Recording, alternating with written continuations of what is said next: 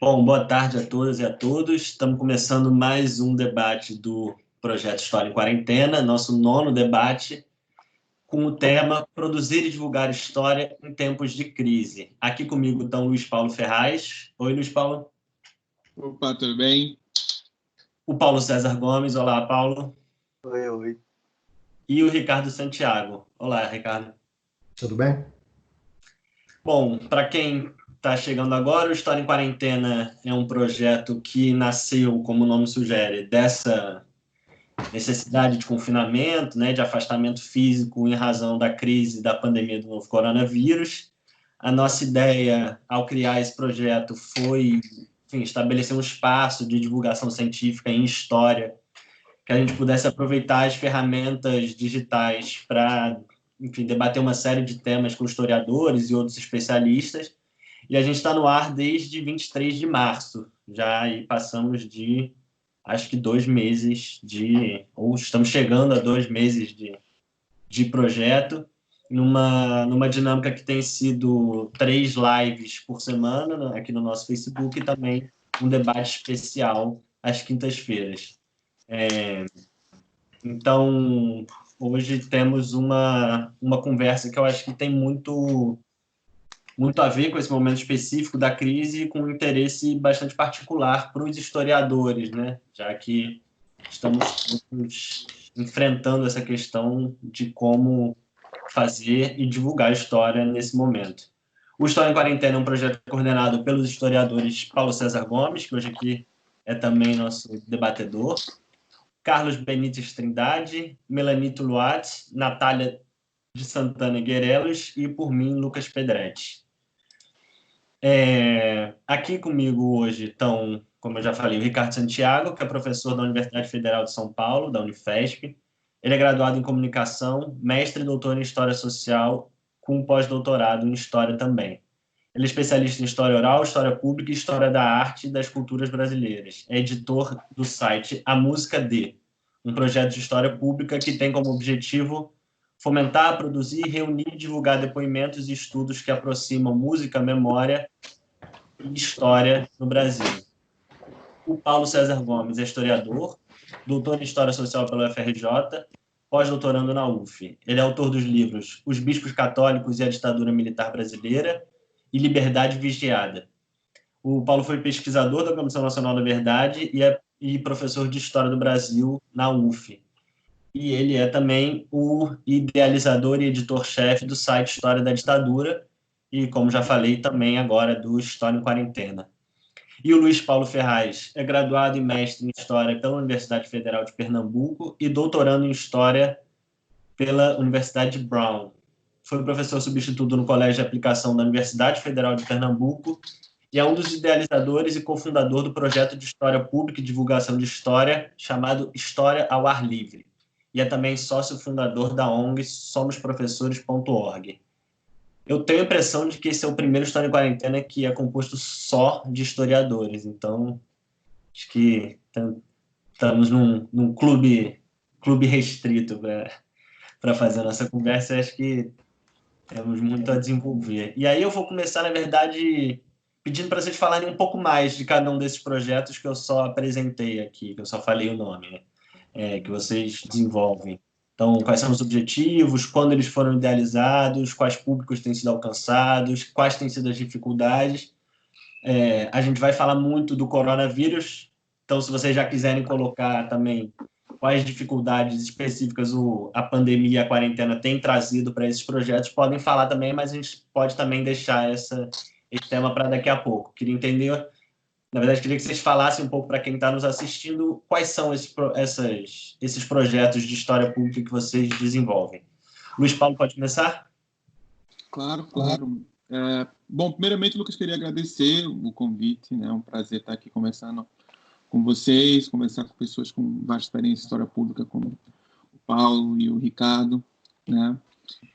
Bom, eu desenvolvi esse projeto, que é o História ao Ar Livre. Ele começou em 2015. É um projeto de história pública e divulgação de história. que basicamente ele consiste em apresentações sobre história, com música, poesia, diversos convidados em espaços públicos na cidade de Recife. Esse projeto vem sendo desenvolvido não somente por mim, mas por dois professores, grandes amigos e historiadores, Júlia Ribeiro e Rodrigo Bione, que hoje em dia basicamente tocam o projeto, visto que no momento eu estou morando nos Estados Unidos fazendo doutorado, ainda participo da organização. Então, assim, já ocorreram 12 edições desde 2015, passando por ruas, parques, praias, praças da cidade. É um projeto que basicamente ele surgiu do desejo que a gente tinha de contribuir com a valorização de espaços públicos de Recife, buscando principalmente assim, criar e realçar memórias afetivas que levem as pessoas a cuidar melhor da cidade, do seu patrimônio, da sua história. A gente busca também, claro, isso são 3 eixos norteadores que a gente pensa no projeto, que é educação, cidadania e história, onde a gente busca difundir uma visão crítica e problematizadora da história numa linguagem acessível,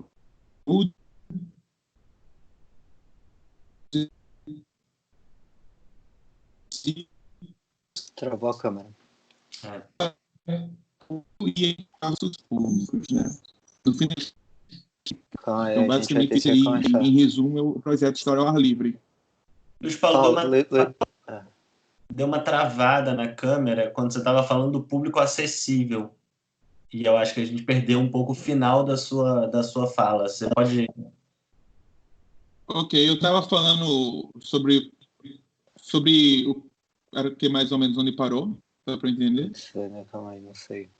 Estava falando do público, a tentativa de tornar a história acessível para um público mais amplo. Ok. Tá. Não, então, um outro aspecto importante do projeto é a ideia de difundir a história de forma crítica, problematizadora, numa linguagem que seja acessível para todo o público, né? Que não seja restrita à academia, e que se utilize também de certa ludicidade, de poesia, de música, né? Pensando no grande público. E a gente acredita muito fortemente na ideia de que é preciso democratizar a história, e é uma frase que a gente sempre usa aqui para isso acontecer, né? Democratizar a história é torná-la pública. Então, isso faz parte aí de quase que um lema do nosso projeto. Paulo, segue? Sigo. Então, meio nessa posição dúbia, né? Tipo, de coordenador do projeto e participante ao mesmo tempo, aí eu fico nessa preocupação também, tipo, de que tudo dê certo. Tá? Mas, enfim, queria agradecer que o Luiz Paulo, enfim, que é um grande amigo também, e o Ricardo Santiago, que eu admiro enormemente pelo trabalho, de terem topado participar, né, de hoje, desse debate, enfim, porque fazem trabalhos super relevantes nessa área de história pública, não só da parte de execução, né, mas também de reflexão sobre isso, né, que é um tema que no Brasil chegou há relativamente pouco tempo, né, e eu acho que a moda, assim, né, como se a gente pode dizer, é bem recente, né, e o Ricardo é responsável pelas principais publicações no Brasil sobre história pública, então eu acho que é uma referência importante nesse sentido não só de pensar a história pública, mas também de difundir. Né? Mas, enfim, falando especificamente do projeto História da Ditadura, eu vou falar depois um pouquinho de História em Quarentena. Eu comecei junto, na época, com outro colega, o Pedro Teixeirense, que hoje em dia não está mais no projeto. Em 2015, a gente começou a pensar e entrou no ar em 2016. Né? E a ideia vinha, eu acho que quase como vem todos os projetos de história pública, de uma insatisfação muito grande com o modelo mais formal da academia, né? Não só no sentido da prática da história, da historiografia, mas no sentido profissional mesmo, né? Eu sei que em outros países pode ser um pouco diferente, mas no Brasil acaba sendo, quem se forma em história, acaba se direcionando basicamente para dar aula no ensino básico, né? Ou para ser pesquisador e professor em alguma instituição de ensino superior, que é uma área em crise total agora, né? Sobretudo nesse governo atual. Então, a ideia do projeto surgiu dessa insatisfação de pensar, bom, que outras formas eu posso lidar com essa profissão em que eu estou me formando, assim, né?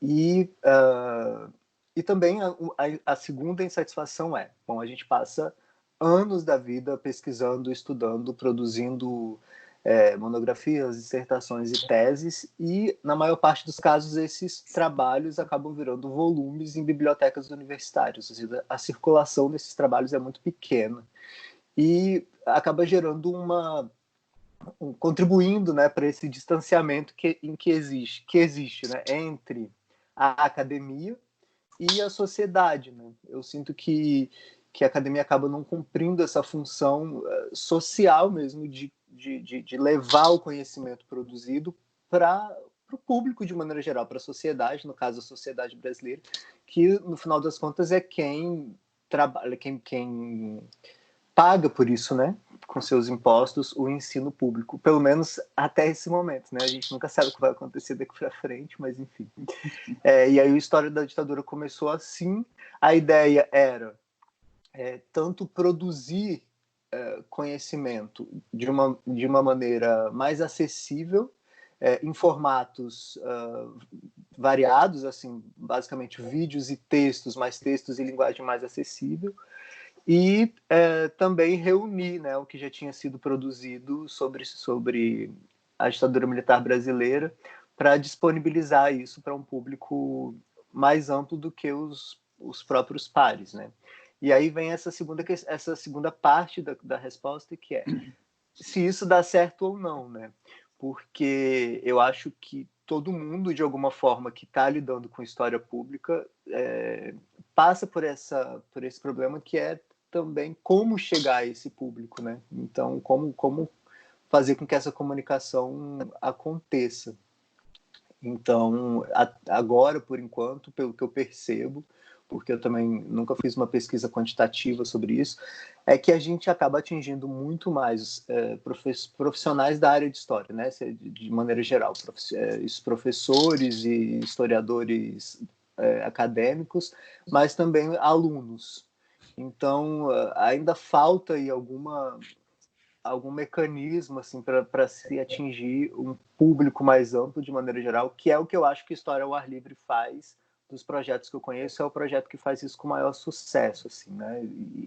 É como alguém brincou outro dia, né? É o projeto de história pública raiz, né? Porque é tipo realmente na rua, na praça pública, com as pessoas e tal. Mas então, eu acho que essa é uma questão, e eu tô falando pra cacete. E dentro disso vem a questão, mais especificamente ligado à pandemia, veio a ideia do História em Quarentena, né? Enfim, mas aí a gente pode falar disso um pouco mais para frente. Ricardo. Não, eu tenho um problema que é um pouco correlato do Paulo, assim, de controlar um pouco o tempo. Então, de vez em quando, eu dou umas respostas super sucintas e às vezes eu vou indo. Espero que nenhuma dessas aconteça aqui hoje, né? Mas em relação a essa, quero, em primeiro lugar, agradecer o convite. Estou muito feliz de estar participando desse projeto que tem colorido, né, as nossas telas, tantas pessoas que eu admiro, que eu curto, já passaram pelos debates, pelas palestras, então é um prazer estar aqui, ainda mais acompanhado por vocês três, né? Eu não sei exatamente, eu acho que no momento eu trabalho com 3 projetos bem diferentes de história pública, bem diferentes um do outro, né? Talvez vou dar uma pincelada em cada um justamente para mostrar, né, como existem também diferentes perspectivas sobre esse entendimento de história pública. Um é um projeto que são meus 3 principais projetos no momento, né? Um projeto institucional, um projeto de pesquisa e um projeto de divulgação, né? Só aí a gente já tem uma variedade que eu acho que é bem constitutiva disso que a gente chama de história pública, né? Esse primeiro, que é um projeto institucional de construção de um centro de memória popular, né? não sei agora, 2 anos e pouco, sou professor de um novo campus, né, da Universidade Federal de São Paulo, né, na periferia da cidade, que eu já, inclusive, conhecia bem e estudava, né? Sempre me interessei por como é que os grupos, né, dessa região associaram uma luta pelo ensino superior público a uma luta pela representação e pela memória, né?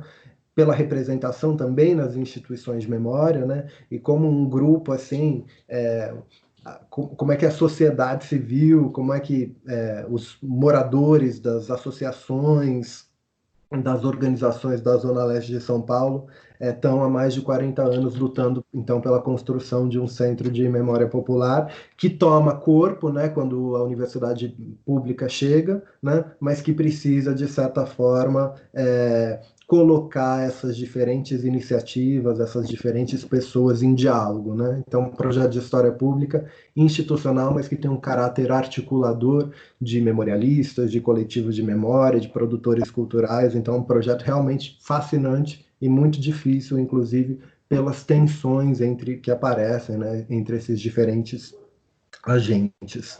Um outro que é um projeto de pesquisa, que eu acho interessante falar dele também, que ele surgiu eminentemente como um projeto de pesquisa, como uma biografia, né? Eu sou, de vez em quando eu tenho que lembrar, né? Eu sou historiador da música popular brasileira, né? A partir daí que surgem as minhas indagações sobre método, principalmente método, né? Então, é um projeto que surgiu como uma biografia de uma cantora e compositora da música popular brasileira, lésbica, que foi muito conhecida num certo período, mas que depois foi completamente invisibilizada nessa historiografia, que é a Miriam Batucada, né? E que é um projeto que começa como uma biografia e que vai se capilarizando, né? Como um conjunto de produções culturais que envolvem disco, exposição, show, como a organização do acervo pessoal, né? E também como um livro, mas também como uma presença em redes sociais. Então, acho que esse é um projeto que inesperadamente, né, se tornou um projeto de história pública. E o terceiro, que é aquele que você mencionou, Lucas, no começo, que é a música D, né? História pública da música no Brasil, na música do Brasil. Que é um projeto que eu coordeno, levo adiante com Daniel Saraiva, que também é pesquisador de história da música, e que significa, de certa maneira, um retorno meu ao modo, a minha primeira aproximação com a história oral, há 18 anos, em 2002, quando eu participei da criação de um acervo digital de histórias de vida de músicos, né? Então, são basicamente esses 3 projetos. E o A Música D é muito interessante, porque ele, em geral, a gente tem 3 partes nesse projeto, né? 3 partes digitais, que são as entrevistas, que são as resenhas e leituras críticas sobre discos feitas por historiadores, e a divulgação de pesquisa acadêmica, né? Mas nesse período a gente está, inclusive, pela dificuldade de continuar produzindo parte desse material, a gente está migrando e começando a pensar, inclusive, em como é que esse projeto pode se traduzir para produções analógicas, principalmente editoriais. Então, acho que é isso por enquanto. Bom, legal. Agora a gente já conhece um pouco mais essas iniciativas e queria retomar uma fala que apareceu numa das lives essa semana, aqui no História em Quarentena. Anteontem, o Bruno Leal, que toca o site Café Histórica, acho que é bem conhecido também nesse âmbito de divulgação em história, ele fez uma das transmissões ao vivo do projeto e na fala dele apareceu muito a noção de divulgação científica em história, né? E queria colocar para vocês essa questão que pode parecer meio conceitual demais, mas que eu acho que também é importante para a gente entender do que a gente está falando, que é o que vocês entendem por história pública e por divulgação científica em história, se essas duas coisas são a mesma coisa no final das contas, se uma dessas expressões é mais válida do que a outra. Vocês acham que vocês fazem história pública ou divulgação científica em história? Queria colocar esse debate um pouco, enfim, de definição, para a gente também criar um pano de fundo comum para a conversa. Vou inverter a ordem e pedir para o Ricardo começar, pode ser? Ah, tá bom. Isso é uma pergunta, assim, capciosa, quase, né? Porque de fato, eu entendo como é. Eu ia fazer uma referência literária, mas agora estou esquecendo, né? Que diz respeito à parte ao todo, né? Eu entendo a divulgação de história, né? Não sei nem se eu chamo de divulgação científica, mas entendo a divulgação de história como uma parte, né, de um conjunto muito maior de possibilidades que é a história pública, né? Que eu também, quando eu falo, eu não tenho o menor problema com essa coisa da terminologia. Então, de vez em quando eu vou falar de divulgação científica, vou falar de divulgação de história, né? Mas entendo isso como justamente uma das muitas formas possíveis de realizar, de executar isso que eu prefiro, né, chamar de história pública, que é também não é um campo específico de atuação, acho que é muito mais uma prática, né? Acho que é muito mais uma atitude metodológica, teórica também, inclusive na qual essas dimensões da produção e da divulgação, eu entendo que elas são muito comunicantes, né? Tem fronteiras assim muito permeáveis, né?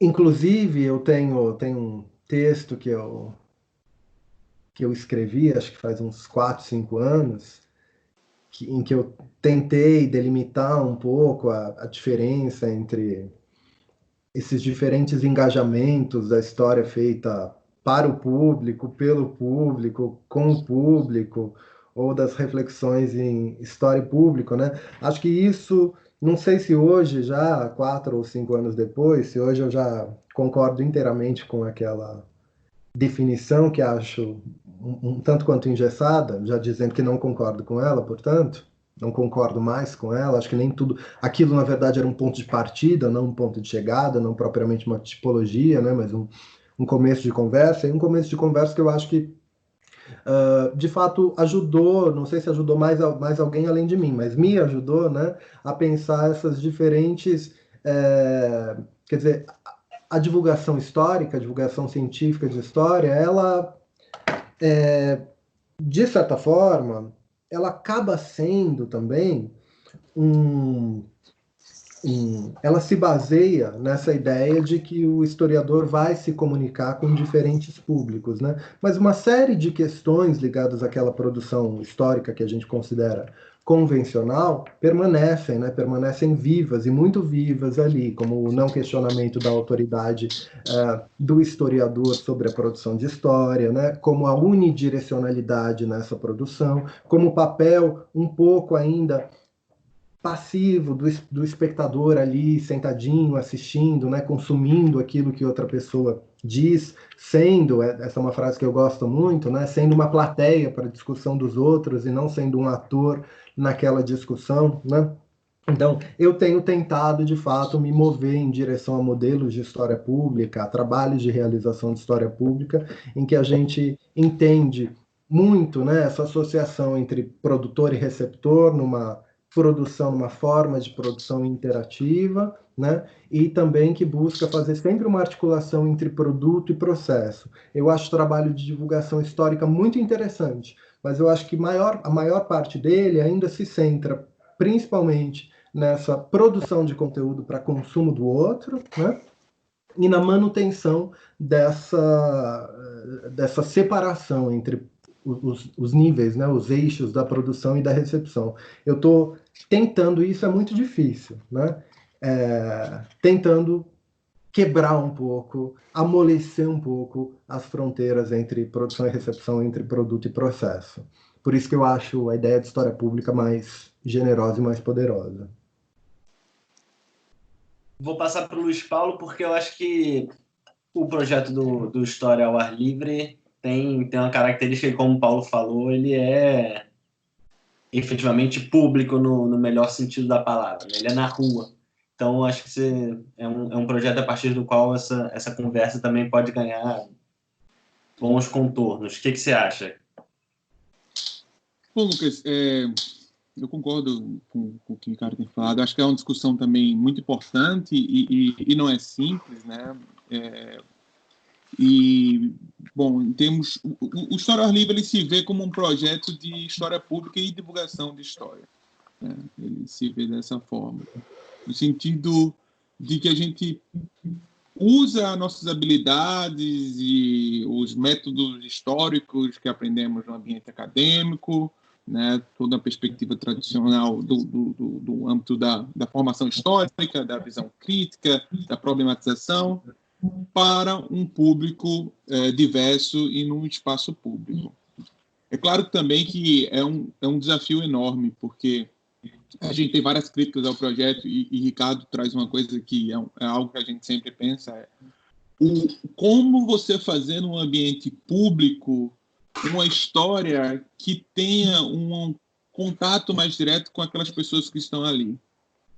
É muito difícil, porque você está falando porque o História ao Ar Livre é um evento, é uma edição que dura entre 1h30 e 2 horas, que é o máximo que consegue durar, pelo fato de que as pessoas estão sentadas no chão, não é confortável, alguns levam cadeira, etc. Mas esse é um modelo que a gente já percebeu. Mas é muito difícil você abrir para um debate num tipo de projeto como História ao Ar Livre. Porque, no final das contas, se a gente abre para um debate, e a gente já tentou, você acaba perdendo. Você vai ter um debate, que vai ser importante, mas você tem 700 pessoas na rua. Hoje em dia, o evento História ao Ar Livre ele vai ter, no mínimo, 500 pessoas. Então, é muito difícil. Então, foi algo que a gente também foi aprendendo com o longo do tempo. A primeira edição da gente fez em 2015, tinha 150 pessoas. Depois foi cada vez mais crescendo. Hoje a gente precisa alugar uma estrutura, porque, afinal de contas, sem microfone é impossível a gente se comunicar. Paulo foi muito bom. Acho que foi a 10ª edição, não foi, Paulo? Que Paulo César Gomes esteve presente e pôde ver ao vivo como é que funciona o projeto. Mas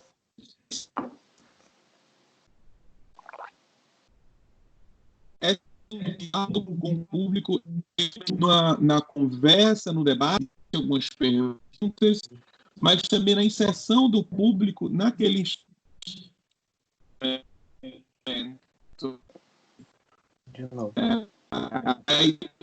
A ideia de estão escutando? Não. Então, travou um pouquinho. Eu estava falando o quê? Que eu posso retornar? Começa da parte que você estava falando da inserção do público. Você falou, precisa alugar um equipamento, porque é difícil se comunicar, e depois a inserção do público. Pode começar. Uhum. Bom, então, é difícil essa inserção do público por toda a dinâmica de como funciona, mas fazer história ao ar livre, né? Fazer uma edição, ela é também fazer história. É fazer história no espaço público, no patrimônio histórico, da cidade. A gente está fazendo história naquele momento. Por isso que a gente sempre diz que, muitas vezes, o conteúdo ele é muito menos importante do que a presença das pessoas nos espaços públicos. Então, aquela vivência ali, ela faz parte do projeto livre, que é vivenciar o espaço, é tirar as pessoas de casa, que no momento é totalmente contrário ao que a gente está pregando, né? E por isso mesmo, depois acho que a gente vai falar um pouco mais sobre esses nossos projetos nesse contexto. Ele é totalmente... ele é impossível dentro do contexto de pandemia, mas é um projeto que ele pensa nessa construção da história no espaço público e na história sendo feita ali naquele momento. Daí que pensamos um projeto enquanto história pública e também divulgação de história. A gente sempre traz vários convidados, jovens, a gente às vezes faz exposições artísticas também, né, para que aquele momento ele seja um momento realmente único. A gente, inclusive, a gente não chama não é uma aula, né? A gente, inclusive, tem uma dificuldade de encontrar um termo para o que é. A gente geralmente chama realmente um evento ou uma edição do História ao Ar Livre, que é muito mais simples você entender quando você está lá presente e ver como é que funciona e toda a recepção, pessoas passando pela rua, né? A nossa última edição a gente fez na praia, na areia da praia. Então, as pessoas sentadas ali na areia da praia, com as ondas do mar batendo, e todos os problemas, né, de você também fazer eventos em espaços públicos que existem. Paulo César. Tá. Não, então, só para dar um retorno para o Ricardo, que ele falou que não sabe se esse texto que ele escreveu funcionou só para ele, só para dizer que não, assim, né? Eu dei uma disciplina na UF, acho que faz uns 2 anos, foi quando eu fui professor substituto lá, e aí eu fiz uma disciplina sobre história pública e divulgação, e foi meio que a noção básica, o texto base, assim, né? De onde partiram as discussões seguintes. Então, essa questão, né, de história com o público, para o público, ou a partir do público, foi um pouco o que guiou a discussão dessa disciplina. Então, só para dar esse retorno que não serviu só para você. E aí, entrando mais na questão, eu acho que a questão da história pública, me parece, e nisso o Ricardo tocou num ponto que é fundamental, pelo menos da maneira como eu venho trabalhando, é que sempre, normalmente, assim, os projetos que eu vejo acontecerem, eles partem sobretudo de uma prática, ou seja, você pensa em um projeto, em como você quer fazer alguma coisa, um podcast, um site, uma aula pública, enfim, o que quer que seja, não importa o formato, e depois a gente começa a pensar nas questões teóricas, metodológicas, entender se aquilo é um campo, se é uma rede, se é uma praia, enfim. Então, normalmente, eu vejo que se parte muito mais de uma prática para depois se refletir sobre aquilo, né? Não que a reflexão não aconteça o tempo todo, mas sobretudo, me parece que esse é um movimento mais comum. Com relação à questão mais conceitual, e aí eu estou mais afinado com o Bruno nesse sentido, porque, enfim, a gente tem um grupo que está o tempo todo discutindo sobre essas coisas. Para mim, me parece que a história pública é um guarda-chuva, assim, né? Um campo de possibilidades enorme que não necessariamente precisa ser feito por historiadores profissionais, nem tampouco por historiadores, mas também por jornalistas, por ficcionistas, enfim, romancistas, uma série de outros profissionais, assim, né? E aí, nesse sentido, eu venho tentando direcionar o meu trabalho para a questão da divulgação do conhecimento histórico. Eu também tenho um problema com o termo científico, porque aí traz toda aquela discussão, né? Se história é ciência, se não, se é uma ciência com muitas particularidades, enfim, isso é um outro campo de discussões, assim. Mas eu acho que o uso atual do termo divulgação científica, ele vem muito mais de uma conotação política, sobretudo nesse momento que a gente vive no Brasil, em que há uma desvalorização enorme das ciências de maneira geral, mas das humanidades em particular, né, com ataques direcionados mesmo, né, com cortes de financiamento e ataques morais mesmo, né, não só a indivíduos, mas como a projetos e a instituições universitárias. Então, me parece que usar o termo divulgação científica é muito mais tem uma conotação política muito forte, assim, de reforçar a legitimidade do que a gente produz como uma ciência, mesmo que seja uma ciência particular, com suas particularidades. Então, eu entendo essa discussão, que é muito rica, né, da autoridade compartilhada, né, de uma história que não é só unidirecional, nem que o espectador recebe passivamente um conhecimento que parte, né, de uma suposta autoridade, né, que seria o historiador, mas nesse momento eu acho fundamental, pelo menos no trabalho que eu venho fazendo, em reforçar a questão da autoridade do conhecimento histórico, né? No sentido de pensar, bom, o que a gente faz é um trabalho específico, porque nós tivemos uma formação para isso, a gente estuda isso, então a história que a gente produz, ela não é a mesma que os negacionistas produzem, que que outros grupos produzem. Então é mais nesse sentido, eu acho, como eu já falei, de uma conotação política do que propriamente de negar a legitimidade de outro tipo de história. Não estou falando de negacionismo, né? Porque isso é totalmente ilegítimo e tem que ser combatido mesmo. Mas, então, eu acho que é muito mais nesse sentido, assim, de reforçar a legitimidade de um conhecimento histórico feito dentro de regras metodológicas e teóricas reconhecidas pelos pares, e, ao mesmo tempo, isso não significa, de certa forma, reafirmar a unilateralidade, né? Mesmo porque eu acho que quem trabalha com história, com projetos de divulgação, sempre está atento ao que o público, às questões que o público está colocando ali naquele momento, né? Então, por exemplo, atualmente no Brasil, as questões relacionadas a autoritarismo, ditadura, são muito fortes, porque a gente vive um momento em que práticas autoritárias estão muito fortalecidas, né, na esfera pública. Então, eu percebo que as questões do público com relação à ditadura estão muito em evidência. O que não significa também, para terminar, que a gente tenha que ser necessariamente refém apenas da demanda, né? Porque eu acho que, justamente, o historiador também, os historiadores de maneira geral, tem, até pela própria profissão, né, propor questões também, né, que normalmente podem não estar sendo demandadas pelo público, mas que a gente julga importante que sejam colocadas, né, porque senão acaba virando uma espécie de relação mercadológica, né, a gente responde a uma demanda do produto que o público quer, vamos discutir escravidão, discutir ditadura. E esses temas, né, que dentro da história a gente chama de temas sensíveis, acabam gerando muito essa demanda, né? Então, pela minha experiência com a história da ditadura, eu vejo que questões relacionadas à tortura, a populações indígenas, normalmente geram uma interação, né, geram um consumo muito maior do que se você coloca uma questão mais conceitual ou outro tipo de questão. Eu acho que é basicamente isso mesmo. Paulo, eu vou voltar num ponto que você falou no início, né, na primeira resposta, para fazer uma pergunta que talvez seja interessante para quem, porventura, está nos assistindo e está fazendo uma graduação em História ou começando uma pós-graduação, que tem a ver com esse questionamento que eu acho que todos nós que enfim, fizemos História, né, passamos em algum momento, que tem a ver com para onde seguir sendo historiador, né?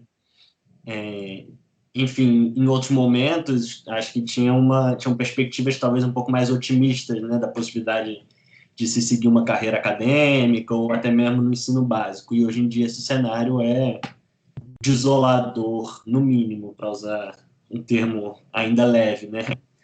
Queria então colocar essa pergunta bem objetiva, assim, se vocês entendem que essas novidades que esse campo da história pública tem trazido também criam novas possibilidades de atuação profissional para os historiadores. Paulo, começa? Tá. Eu lembro quando a URGS, né, a Universidade Federal do Rio Grande do Sul, quando eles estavam implementando o bacharelado com habilitação em História Pública, uma professora de lá do departamento, eu entrevistei ela para o meu projeto, né, de História da Ditadura, e no final ela me perguntou: o que você acha disso, né, se profissionalmente, eu digo, como possibilidade profissional, porque como discussão, como possibilidade de pensar novos campos de atuação, isso é legítimo, é importante, mas e na prática, né? Quem tem uma habilitação em História Pública faz o quê na vida real, se a gente for pensar na necessidade básica de se manter no mundo, assim, né? De se alimentar, se vestir, essa coisa. E essa pergunta me fez mais refletir do que propriamente ter uma resposta pronta, assim, né? Eu acho que ainda é muito inicial, assim, nos nossos projetos. Eu vejo pipocando projetos por aí, pelas redes, né? Inclusive da própria turma que eu tive na UF. Eu vejo que vários alunos começaram a fazer projetos. Essa semana agora, um projeto de alguns que foram alunos meus criaram um podcast ligado ao PET, né? Que é um programa ligado à graduação em História em várias universidades, mas nesse caso da UF.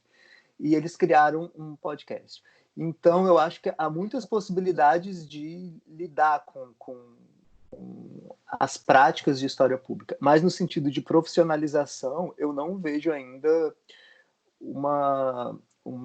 possibilidades de fato sustentáveis, como são o ensino de história na educação básica, ou a pesquisa universitária, ou a docência universitária.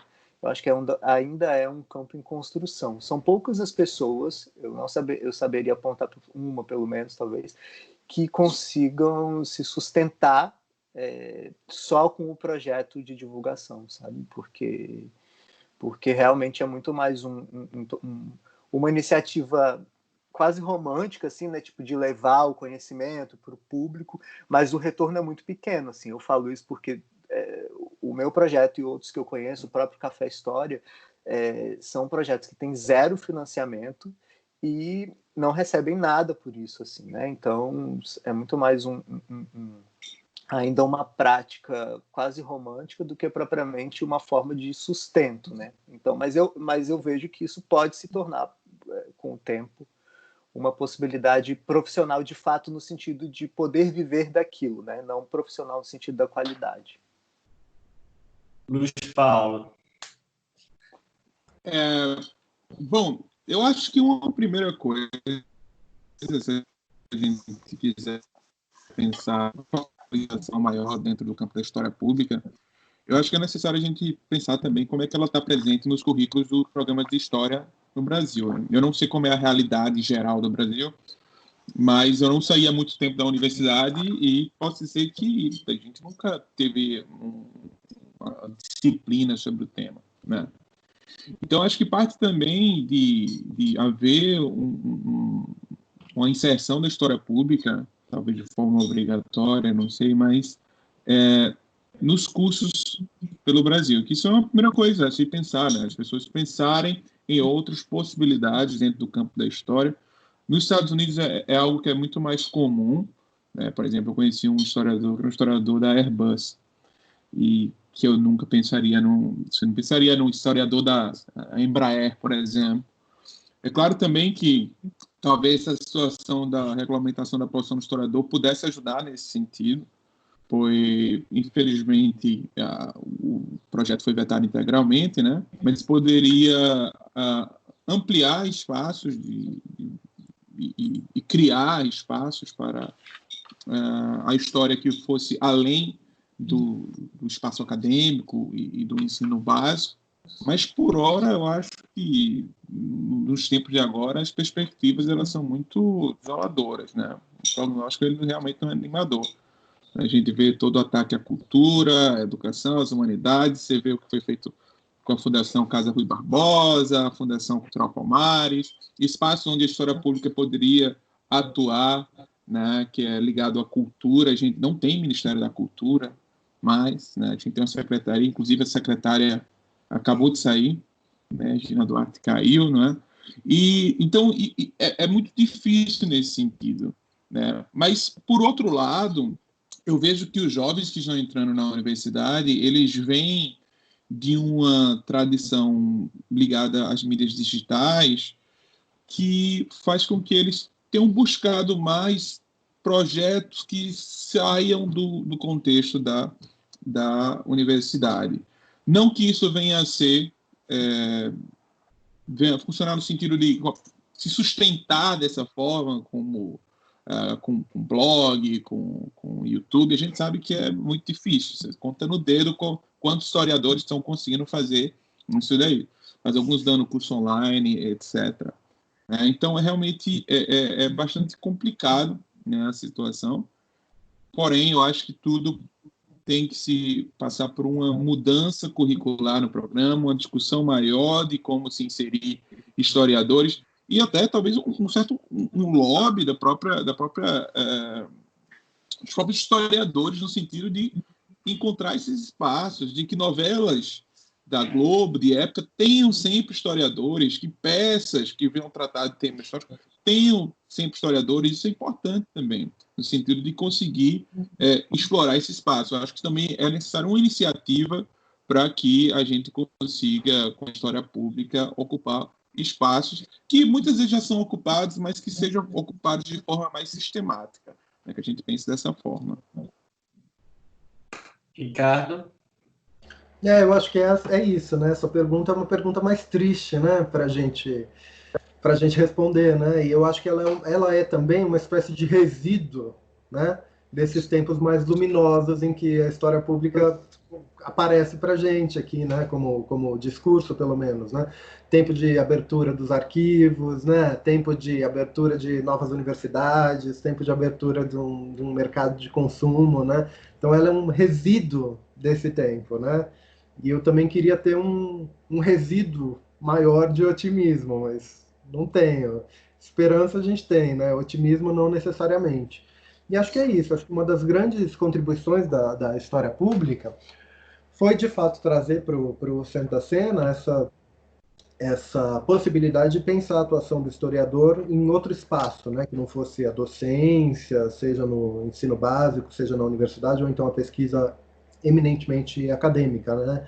Isso, inclusive, foi o esteio, né, da primeira fase do movimento de história pública americano, né, que se organizou, acho isso bem interessante, a gente sempre lembrar, né, numa primeira fase, esse movimento não tinha qualquer orientação, qualquer ambição de colocar o conhecimento histórico, o saber histórico a serviço do comum, né? Pelo contrário, os primeiros historiadores públicos desse movimento americano trabalhavam assim, elaboraram pareceres para disputas judiciais, né? Trabalhavam na organização de arquivos para manter esses arquivos privados, né? Depois isso se modifica, mas isso para dizer que a primeiro grande engajamento desse movimento foi justamente em favor da ocupação de outros postos de trabalho. A questão é essa, que outros postos de trabalho, que carreiras alternativas, digamos assim, são essas, né? E hoje em dia, a gente continuar insistindo nesse discurso é um pouco grandiloquente, né, para dizer o mínimo. Eu me lembro que quando a gente começou, né, o movimento de história pública aqui, faz 10 anos, né, eu fiquei pensando em algumas das situações assim profissionais que eram absolutamente recorrentes naquele momento, né? Você tinha, em primeiro lugar, revistas, muitas revistas de história popular nas bancas de jornais, né? Hoje você não tem nem banca de jornal mais, praticamente, né?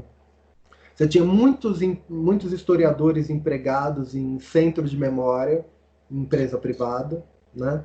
Hoje, pelo que eu sei, esse número de centro de memória em empresa privada, pelo menos, diminuiu drasticamente, né? Você tinha muitos prestadores de serviço que trabalhavam, que produziam livros comemorativos para a empresa, né? Ou que faziam histórias de família para grandes famílias, né? Ou então você tinha muitas assessorias de imprensa mesmo, assessorias de comunicação, que tinham historiadores na equipe, né? Associando o trabalho de comunicação e memória, né? Hoje o cenário é diferente, né? É bem distinto, né? Então, há 10 anos a gente queria e precisava falar sobre direito autoral, queria e precisava falar sobre política de financiamento, inclusive falar sobre os problemas envolvidos, né, no trabalho do historiador nesses projetos de comemoração de empresa, né? A gente precisava entender, precisava criticar, precisava pensar em como se engajar, em que medida também, com que limites, com que margens de negociação, né? Como é que a gente entrava, né? Como que a gente entendia a história dentro desse mercado da cultura, como o Luiz Paulo colocou, né? O que, aliás, sempre foi um foco, né, de grande resistência, né? Como se fazer esse tipo de trabalho fosse um ato assim impuro, intrinsecamente, né? Aí tem um texto muito legal que eu sempre gosto de sugerir, que é um texto da Verena Alberti, ainda dos anos 90, de meados dos anos 90, chama A Posição do CPDOC no Mercado de Memórias, que dá para a gente sentir um pouco o clima desse debate. Eu acho muito interessante esse texto, né? E aí o que acontece? Hoje, 10 anos depois do começo desse movimento, quando a gente consegue pautar questões como essa, né? História dentro da política cultural, não tem mais política cultural, né? Não tem mais mercado de trabalho, né? Aquilo que a gente achava que era um nicho que os historiadores podiam ocupar, se estreitou, mirrou, foi embora, né? Foi embora junto com a liberdade de expressão mais ou menos plena, foi embora junto com os governos progressistas, né? Foi embora junto com as políticas de financiamento à ciência e à tecnologia e com as políticas de cultura, né? Então, eu concordo com o que o Paulo disse, concordo com o que o Luiz Paulo disse também. E concordo que tudo fica muito mais complicado com o veto à regulamentação da profissão.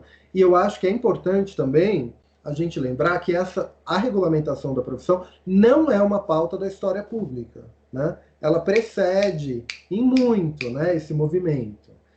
Ela é uma pauta de toda essa galera que está aí, tá nas universidades, que está escrevendo paper, indo para o Congresso da ANPU, que está fazendo trabalho que alguns denominam pejorativamente de trabalho de gabinete, sabe? E tem ação mais pública do que discutir a regulamentação da profissão, né? Do que argumentar com bons argumentos com os colegas, né? Alguns colegas que inclusive consideram isso como uma espécie de reserva de mercado, né? Tem coisa mais pública do que bater na porta de sei lá quantos deputados, né? Não foi o movimento de história pública que fez isso, não. Pelo contrário, o movimento de história pública foi formado, foi inspirado, né, por todas essas pessoas, né? Aí você chega, né, vai lá numa live, num debate sobre história pública, e alguém comenta assim que esses historiadores convencionais fazem história chata, né, e tem medo de perder a legitimidade. Não dá, né? Não é porque o historiador, né, o jovem historiador acha que ele sabe mexer no Adobe Premiere, sabe escrever um texto com nariz de cera, né, que dá para descartar todo esse trabalho de quem veio antes. Acho que isso é uma coisa importante para a gente pensar também, né? Essa não é uma pauta do movimento de história pública, e a gente tem que respeitar muito quem lutou e continua lutando por essa pauta. Acho que... Mas é isso, né? Então não tem, para resumir a história, concordo, não tem um espaço a ser ocupado, tem um espaço a ser construído. E construído também, o que o Paulo falou no começo da apresentação dele, é muito sério, né? Construído para além dos nossos públicos cativos, né? Porque muitos de nós, assim, criticamos também os muros das universidades, né? A Torre de Marfim, a divulgação histórica também tem seus muros, né? Também tem os seus limites. Não é fácil sair desses muros. Não é fácil deixar a nossa plateia cativa, que pode não ser mais das 20 pessoas que estão lá junto com a gente no mesmo simpósio temático na ANPU, né? A gente amplia, né, de 20 para 200, 300, 500, mas continua sendo uma plateia cativa. A gente continua dentro dos muros, né?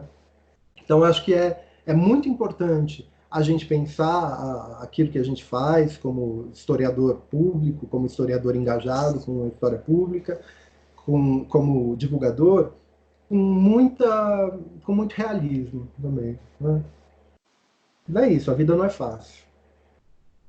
Aproveitando que você mencionou, digamos assim, quem nos antecedeu, né? Eu estava, para colocar a próxima pergunta, queria lembrar de um grande historiador que, para mim, enfim, é uma referência pessoal gigantesca. Não sei se vocês tiveram a oportunidade de conhecê-lo ou ler alguma coisa, que é o Ilmar Roloff. E ele tem aquele texto lindo do professor de história como um historiador, né? E da aula de história como um texto. E eu estou mencionando ele porque queria colocar a pergunta, enfim, a gente sempre discute essa questão da divulgação histórica e da história pública a partir de um diálogo muito intenso com o que se produz de história nas universidades, né?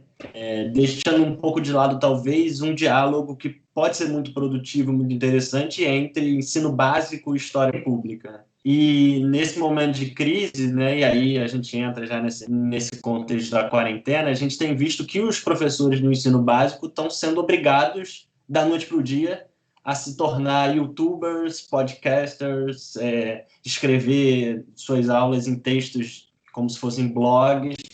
Então, de certa maneira, os professores de história estão tendo que estão tendo que aprender a manejar esses instrumentos, essas ferramentas que aqueles que estão pensando sobre história pública têm tentado também aprender a usar.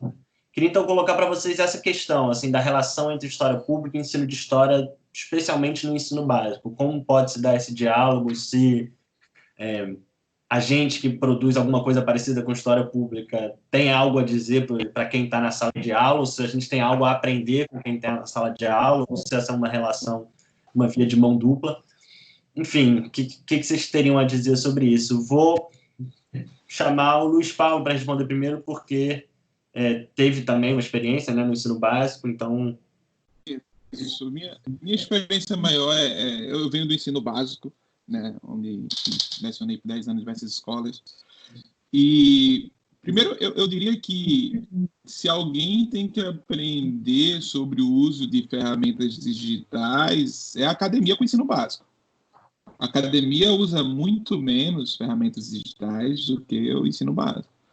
Até porque esse é um processo que vem acontecendo já há algum tempo, mas, contudo, o que acontece agora é realmente muito preocupante, né? Porque por mais que houve um impulso, né, já há algum tempo, por cada vez mais o uso de mídias digitais em sala de aula e para divulgação de conhecimento como um todo, o que está acontecendo nesse momento é um processo impositório por conta de uma situação de pandemia, que traz uma ansiedade, que traz uma incerteza. A gente tem professores que não foram ensinados, não têm grande habilidade para o uso de ferramentas digitais, e o que é muito complicado, né? Então, assim, eu conheço professores que choraram, estão sofrendo bastante, porque são pessoas que dão aula há 40 anos num tipo de formato e que estão tendo que mudar de um dia para o outro, né? De todo modo, existem esses professores, mas também há vários outros que já têm um conhecimento grande, que têm utilizado ferramentas como YouTube, blog, Instagram, Facebook, e hoje as aulas estão cada vez, nesse contexto, as aulas estão sendo feitas em diversas ferramentas de aulas online, né? Esse é um momento que é muito importante, essa reflexão sobre o uso dessas ferramentas também, porque num contexto que a gente está vivendo, onde essas ferramentas digitais têm sido utilizadas para propagação de fake news, de desinformação, onde a gente vê, inclusive, os meios digitais sendo utilizados de forma política, né? E de forma que compromete, inclusive, a divulgação do conhecimento real, como a gente está vendo a situação do Brasil em meio à pandemia, as pessoas compartilhando fake news sobre cloroquina, sobre Covid e etc. Esse meio digital ele é muito importante, né, para que a gente atinja, de fato, um grande público. Eu acho que a gente tem que cada vez mais pensar no meio digital como ferramenta de alcance de um público maior. E ainda que eu acho que cabe uma reflexão de todos os projetos digitais, projetos históricos que usam ferramentas digitais, que mesmo a utilização de ferramenta digital não significa necessariamente atingir o grande público. Muitas vezes projetos digitais eles são feitos apenas como uma reprodução de projetos que já existem no meio não digital, só que no digital. A gente também tem uma quantidade enorme de sites que são feitos para pessoas que têm computador, então eles não têm não são sites responsivos, então uma pessoa que vai utilizar no smartphone ela não consegue ver da mesma forma, do ponto de vista da experiência do usuário é totalmente distinto, e hoje a maioria da população utiliza a internet via celular. Então também a gente tem que pensar o quanto esse uso do digital, de fato, ele traz uma ampliação e democratização do acesso ao conhecimento, né? Então, em meio a esse período de anti-intelectualismo, negacionismo histórico, a escola, se utilizando dessas ferramentas, ela tem um importante papel, né? Muitas vezes esses vídeos eles estão indo além do próprio ambiente escolar, então tem muitos professores que estão tendo que gravar os vídeos para a escola e acabam utilizando esses vídeos em novos canais de YouTube que eles acabam fazendo. Então, essas informações elas vão para além desse ambiente. Ao mesmo tempo, que a gente tem que sempre lembrar das limitações, porque nem todos têm acesso à internet da mesma forma, né, que acabam trazendo complicações nesse sentido. Então, eu acho, em resumo, que, primeiro, as escolas elas têm uma experiência com o uso do meio digital muito maior que a academia. Talvez a academia deveria olhar mais para a escola nesse sentido. Inclusive, eu acho que muito vai se mudar na academia por próprios alunos que vêm entrando na academia com conhecimento, já nascidos nesse meio digital, muitos com canais do YouTube, com Instagram, que vão fazendo também a sua própria divulgação de história nos seus canais. Existem vários exemplos de jovens que estão fazendo um trabalho importantíssimo, né, de divulgação do conhecimento histórico e que atinge uma parcela muito maior da população, mas inclusive historiadores, antropólogos, sociólogos conhecidíssimos no Brasil que estão com seus canais de YouTube também fazendo, de certa forma, uma divulgação do conhecimento a partir desses meios. E, além disso, trazer essa reflexão de que não é apenas colocar um digital, não é apenas o uso da ferramenta digital que torna um projeto com maior alcance. Né? A gente tem que estar sempre refletindo nesse sentido, quando muitas vezes o uso do digital você está acabando excluindo pessoas que não têm o acesso a isso. Né? Paulo? Então, essa questão do digital é super importante ser debatida, né? Eu acho que no Brasil, pensando sempre a partir da realidade brasileira, né? Afinal, porque eu sou daqui, porque, enfim, vivo aqui e trabalho aqui. Primeiro que a gente tem um conhecimento muito superficial, né? A gente tende a ver o digital como uma ferramenta de difusão, né? Enquanto, sei lá, há pouco tempo fui visitar um laboratório de história digital, que uma amiga nossa, colega, Anitta Lucchesi, trabalha em Luxemburgo, e é uma coisa de maluco, assim, né? Tipo, é outro nível. Não dá para pensar da mesma forma que um país desse que tem todos esses recursos. E aí, ali você pensa a história digital não só como uma maneira de difundir o conhecimento, mas de produzir, né? São pessoas que estão usando a ferramenta digital para criar mecanismos de produzir historiografia, né? Então, tipo, de como recolher depoimentos orais, mas depois como usar esses dados para produzir historiografia, né? Então, mas isso é um outro debate. Com relação a essa questão entre a história pública e o ensino, né? E a própria questão da pandemia, eu não tenho uma experiência no ensino básico, assim, né? Minha carreira foi bem voltada para o campo universitário, assim, naquele modo mais tradicional possível, né? Graduação, mestrado, doutorado. Mas eu tenho um filho de 10 anos que... E aí eu estou vivendo o lado do pai, né? Do pai da criança que, de repente, não pode ir para a escola e que, de uma hora para outra, a escola tem que se virar, porque, nesse caso, é uma escola privada e que os pais têm uma tendência, né, a tratar a escola como uma empresa e que eles são os clientes, né? Então, há toda uma discussão, bom, vamos perder o ano, mesmo porque os pais estão enlouquecendo, eu, inclusive, com o filho em casa o dia inteiro e tendo que fazer alguma coisa com aquela criança, sabe? Então, a partir disso... eu não sei, assim, porque as escolas estão sendo obrigadas a dar uma resposta para os pais na pandemia. Essas respostas nem sempre são feitas de maneira refletida, até mesmo porque precisam ser imediatas.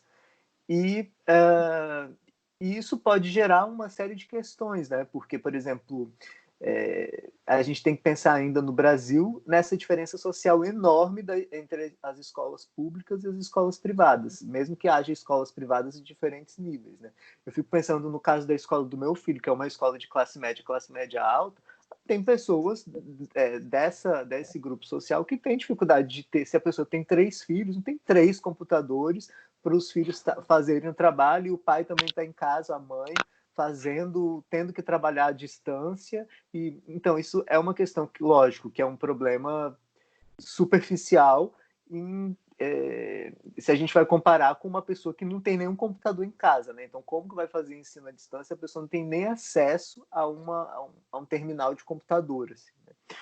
E eu acho que esse momento de pandemia vai ter que ser repensado, vai ter que ser refletido por nós, né, profissionais de história, das diferentes áreas de atuação, o que isso vai levar, né? Porque isso pode ser um prato cheio para os grandes defensores do ensino à distância, de implementar aí como é que fala? De forçar a gente a engolir projetos de ensino à distância, porque, afinal de contas, é isso que se quer, né? Ou seja, privatizar mais, tornar mais lucrativa a educação. E uma forma de tornar extremamente lucrativa é o ensino à distância, né? Muitas universidades privadas já vinham nesse movimento, ou seja, de eliminar disciplinas inteiras e colocar um só professor para aquela disciplina, ensinando, sei lá, 3 mil alunos, ou seja, uma economia incrível, né? Porque a pessoa vai lá, grava um vídeo e todos os alunos que precisam passar por aquela disciplina escutam, assistem aquele material. E, ao mesmo tempo... Então, eu acho que essa questão da pandemia coloca essa pergunta fundamental para a gente, né? O que a gente vai fazer com isso, né? Isso vai dar espaço para que esses conglomerados da educação implementem o seu projeto, falando, olha só como é que funcionou, como é que foi importante, ou isso vai ser levado como uma ferramenta, vai ajudar a gente a desenvolver ferramentas que ajudem, né, que estimulem, que dê outras formas do ensino de história. Eu concordo com o Luiz Paulo, assim, se tem alguém que precisa aprender as ferramentas digitais, é muito mais a academia com o ensino básico do que o contrário, assim, né? Quando a gente vai dar aula numa universidade pública, mesmo no caso da UF, que é considerada uma universidade de excelência e tal, e que está em nível de material muito superior a muitas outras universidades, o que você tem é um computador, um retroprojetor, é tudo muito básico, assim, né? Se for comparar com as possibilidades disso, assim. No caso da relação de história pública com o ensino, eu vejo que existe uma preocupação ainda muito pequena, né? Os professores, sobretudo os professores do ensino público, né, que tem que dar 1.000 aulas para fazer aquele salário mínimo, básico assim, para poder sobreviver, é bastante diferente da realidade de um professor de escola privada, que, lógico, também dá muitas aulas, mas, em geral, em algumas escolas tem o seu tempo de preparação, com mais calma, tem debates pedagógicos, que na maior parte das vezes os professores de história de escola pública não têm, né? E eu, por exemplo, uma das maiores satisfações que eu tenho é quando alguém chega para mim e fala assim, olha, o meu professor usou aquele vídeo da entrevista que você fez com fulano na aula, isso foi muito legal. Então, sei lá, eu entrevistei a Maria Tereza Goulart, que é uma pessoa que não aparece tanto, né? Tipo, não é muito midiática. E quando as pessoas usam, ela falando sobre como foi a experiência do Django no exílio. Então, quando eu tenho esse retorno do ensino básico, isso é muito, muito, muito gratificante e parece que o trabalho está tendo um resultado relevante socialmente. Assim, né? Parece que a gente não está fazendo aquilo só para aqueles nossos 20 ou 500 como é que fala? Pessoas do nosso público cativo, assim, né? Como o Ricardo falou. Enfim, são muitas... Eu acho que esse debate é muito mais para propor reflexões do que realmente ter respostas prontas, né? Porque o problema que a gente está vivendo, ele chegou de maneira tão rápida e exigindo respostas, sobretudo no campo do mercado mesmo, né? E o mercado de educação é muito, muito potente, né? E que eu não sei, né? No caso do Brasil, por exemplo, a gente não tem nem noção de quando isso vai acabar. Enquanto a Europa está começando a abrir, a gente não chegou nem no pico da pandemia, sabe? A gente não tem noção de quando isso vai começar a se normalizar, se é que a gente pode falar assim, nos próximos meses, sabe? E isso eu estou falando até em virtude do História em Quarentena, porque a gente fica, e aí? A gente programa quantas semanas para frente? Até quando vai durar a quarentena? Né? Porque também já está todo mundo cansado, porque é um trabalho enorme fazer 3 lives por semana e um debate e programar roteiro e entrar em contato com pessoas. E aí, por exemplo, Só para terminar. Amanhã, por exemplo, vai ter a gravação de um debate internacional em que uma pesquisadora está na Califórnia, outra está na Austrália, a gente está no Brasil. Ou seja, entre aqui e a Austrália são 13 horas de diferença. O Lucas vai gravar aqui à noite e já vai ser sexta na Austrália, sabe? Então, tipo, e para como é que fala? Consertar, assim, tudo isso é cansativo. Então, a hora que a gente fala, gente, acaba logo essa quarentena, porque, tipo, ninguém aguenta mais. Mas, enfim, é só uma brincadeira. Mas eu acho que são muito mais questões do que respostas, assim, daqui para frente. Ricardo. Como a gente, como a gente diz nos nossos encontros, me sinto contemplado pela fala dos companheiros, né? Também não tive, até porque eu também não tive essa experiência de trabalhar na escola, né? No chão da escola, como se diz. Tampouco tenho um filho para acompanhar. Se a gente estivesse falando de pet shop, aí eu teria mais experiência, entendeu? Mas acho que as questões fundamentais são essas, né? Primeiro, eu sempre, o Paulo estava falando agora, né? A gente não sabe quando que a coisa vai terminar, né? Até quando que a gente planeja, né? Na verdade, acho que tudo é coexistência, né? As coisas vão se abrir lentamente, né? Então eu tô tentando fazer um esforço para pensar esse momento, muito menos como um momento de ruptura, mas como um momento de várias continuidades também, né? Em que algumas coisas se aprofundam, outras ficam em luz baixa, né?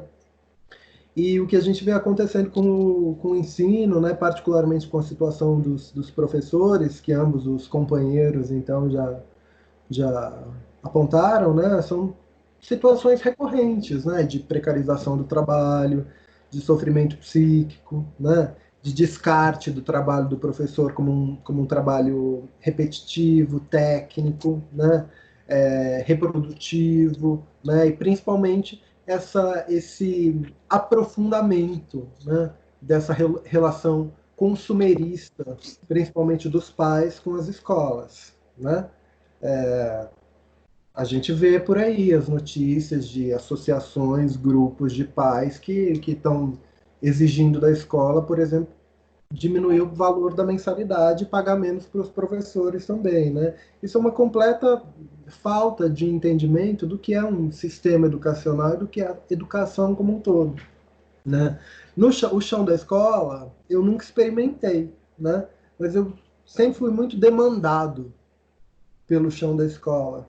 Um dos resultados dessa é como o Paulo falou, acho que a coisa que tem algumas coisas que a gente faz porque acredita, tem algumas coisas que a gente faz e que a gente sabe que só vão ter resultado lá na frente, e tem algumas que dão uma espécie de prazer, de satisfação instantânea para a gente, né? Quando eu fiz, por exemplo, um trabalho que foi muito muito bonito com a Valéria Magalhães, que foi um conjunto de oficinas de história oral para professores da rede pública aqui de São Paulo, no caso, que nos procuraram para nos demandar, né? A gente está achando esse negócio de história oral interessante. Como que a gente faz isso em sala de aula? Acho que esse é um dos trabalhos que me deu mais prazer, né?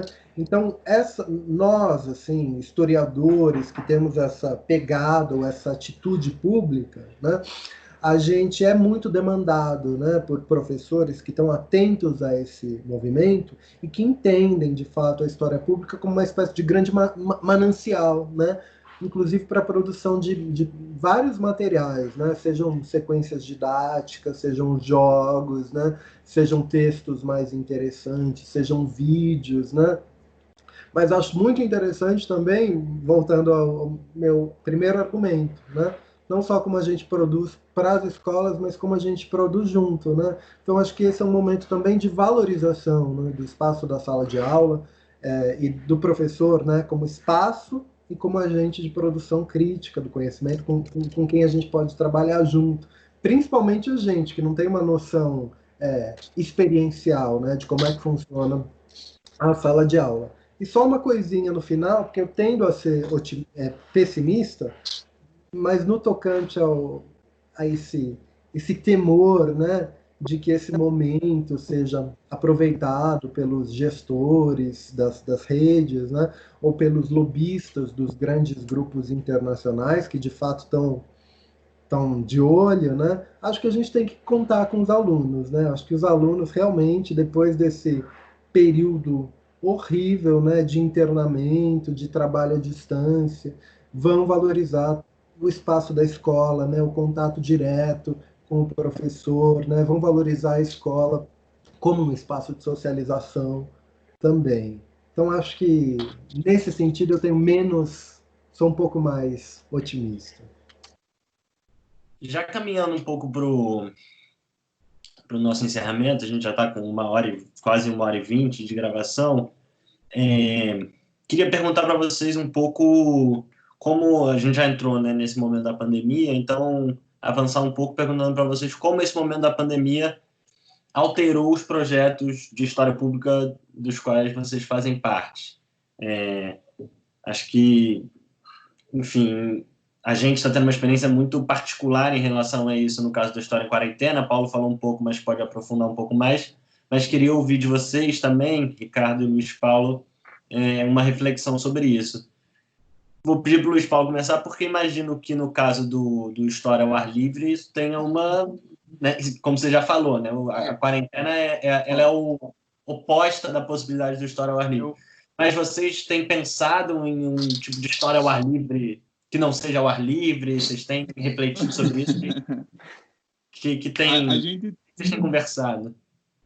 A gente tem sim, Lucas. Eu acho que assim, a primeira coisa que a gente tem que entender dentro desse contexto de pandemia é que, ficando tanto tempo em casa, uma das coisas que a gente aprendeu é que a gente pode viver sem muitas coisas, mas sem consumir cultura e conhecimento é impossível. Todo mundo está consumindo cultura, conhecimento de alguma forma, seja vídeo no YouTube, seja Netflix, seja lendo um livro, né? E nesse contexto, claro, vários projetos de história pública que também visam um certo entretenimento vão surgir, e eu queria citar, claro, o projeto de um grande amigo historiador, Ivan Lima, que é o que cresci ouvindo, né? Um trabalho interessantíssimo sobre música também, no Instagram e no YouTube. Mas o História ao Ar Livre a gente tem discutido muito porque, nesse contexto de pandemia, né, tudo que a gente prega é absolutamente proibido. A ideia de aglomeração de pessoas em espaço público, né, isso daí é o cerne do nosso projeto. Porém, a gente tem um público ativo, a gente tem pessoas que acompanham a gente, e justamente por a gente pregar tudo que é errado dentro do contexto de pandemia, a gente acredita que nós temos dever, né, obrigação de falar para as pessoas nesse período, fazendo uma edição especial, dizendo que, na verdade, o que a gente precisa hoje é ficar em casa. O História ao Ar Livre ele tem também uma questão de vivência cidadã, de estar no espaço público, mas uma perspectiva de cidadania, de fazer o que a gente deve fazer enquanto cidadão. E no momento agora, exercer a cidadania é cuidar um do outro e é ficar em casa. Então a gente está planejando uma edição, a gente já fez algumas edições especiais, a gente já fez uma edição que não foi ao ar livre. Então, por exemplo, a gente foi convidado para fazer uma edição na Bienal Internacional do Livro em Pernambuco. A gente achou que era um momento muito interessante para fazer uma edição especial falando sobre história e livro.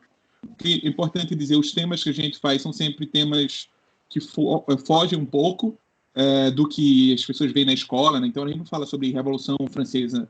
A gente fez um tema que foi História e Amor. Outro foi a ideia também é brincar com o que a gente vai falar e trazer essa expectativa para as pessoas que vão estar lá.